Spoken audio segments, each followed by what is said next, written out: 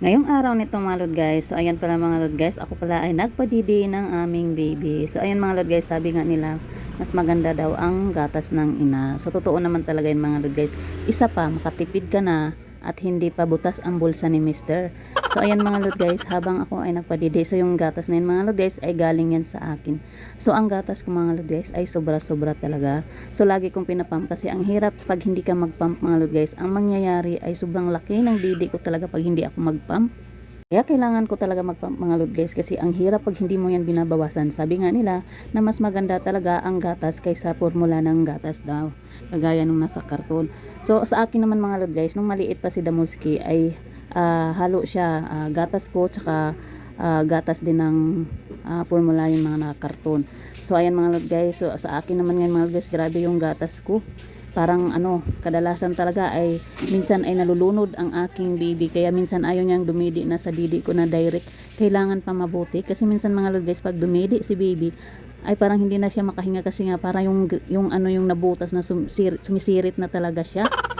Kaya ayan mga lord guys, kadalasan din natin gagawin mga lord guys ay kailangan natin ipa-burp ang ating sanggol kasi nga yan nga sabi ng doktor, kailangan natin padighayin ang ating mga sanggol dahil ang mangyayari sa kanilang mga lord guys ay pwede pumunta sa baga ang kanilang mga nadidi. So importante talaga sa atin ay kailangan natin silang ipadighay. Yan mga lord guys, so habang ako ay nagpadighay ni baby ay kinakausap-kausap ko ang aking munting sanggol. So dyan pala mga lord guys ay ito ay late upload ko na to kasi sa sobrang busy ko araw-araw mga lord guys, naging busy talaga ako mga lord guys dahil minsan ay palagi akong gumigising sa madaling araw kasi ang dede ko mga lord guys ay sobrang laki at palaging marami yung gatas. Sa awa naman ng Diyos, binigyan ako ng sobrang daming gatas, so hindi na kailangan ni Mr. bumili ng bumili. Ang mahal ng gatas sa panahon ngayon mga lord guys. Kung sa panahon ng ako ay nagbuntis din noon ng aking Damulski ay medyo mas mura ang gatas noon. So 13 years pala nasundan ang aking bunso ngayon. Kaya ngayon mga lord guys, sobrang mahal na ng gatas ngayon ko ikumpara noon. So sa bagong mga nanay pala ngayon mga lord guys ay madali lang para paano magkaroon ng maraming gatas.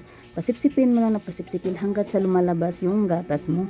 Kasi isa sa mga ating mga ina mga lord guys, minsan kasi nasasaktan, masakit talaga pag umpisa bagong sipsip sa ating mga didi kasi tayo ay naninibago. Pero habang tumatagal mga lord guys, habang panay sipsip ang ating mga sanggol, tayo naman ay masasanay. Huwag lang panay pasipsip kay Mr. noon. Charot lang.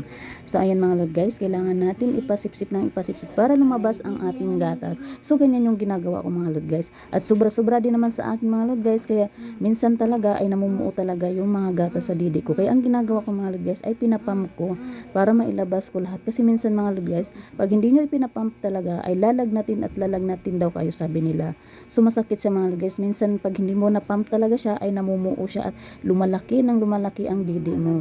So may kasabayan ako ng nanganak din ako mga lord guys. May mga ina na hindi sila pinagpala na wala daw silang gatas. Pero sa paningin ko imposible yun. Sabi ko ipasipsip mo lang ng ipasipsip kasi yan nga ang sabi ng doktor ay kailangan natin ipasipsip para lalabas ang ating mga gatas. Kasi hindi pwedeng hindi wala yan kasi bago mga panganak nga tayo. Yan ang sabi ng doktor.